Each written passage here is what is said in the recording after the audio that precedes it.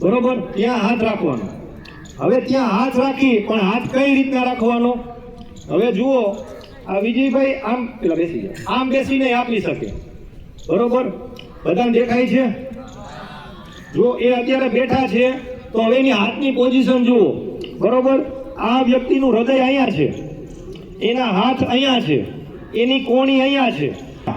આપણી કોણી, આપણે જે હાથનો ભાગ આપણે એના છાતીમાં ટચ કર્યો છે એ અને એનું હૃદય એક સ્ટ્રેટ લાઈનમાં આવે એ રીતના પોઝિશન હોવી જોઈએ. સમજાય છે બધાને? સમજાય છે? કાંઈ વાંધો નહીં. આપણે આ બહુ ઇમ્પોર્ટન્ટ વસ્તુ છે. બરોબર, એનું કારણ કે હૃદયને બહારથી દબાવવું કોઈ સહેલી વસ્તુ નથી, કોઈ સહેલી વસ્તુ નથી.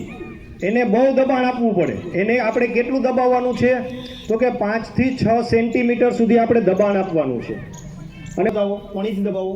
જો આમાં શું થાય, કોણી વળે છે તો કોણી વાળવી જોઈએ નહીં.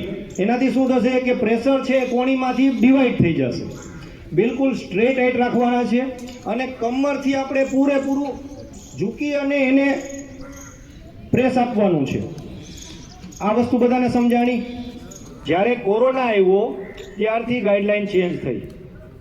શ્વાસ આપવો જરૂરી નથી, પણ સમજી લો કે આપણું કોઈ અંગત વ્યક્તિ છે. કારણ જો શ્વાસ આપવો શા માટે જરૂરી નથી, કોઈ અજાણ્યો વ્યક્તિ છે, એને કેટલા પ્રકારની બીમારી છે, કઈ બીમારી છે આપણને ખબર નથી.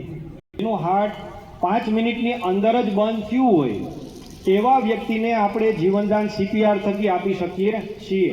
આટલું મેજિકલ આપણે કહીએ ને કે એક મેજિક છે, આ મેડિકલ મેજિક છે CPR. તો આ વસ્તુ ખાસ ધ્યાન આપજો.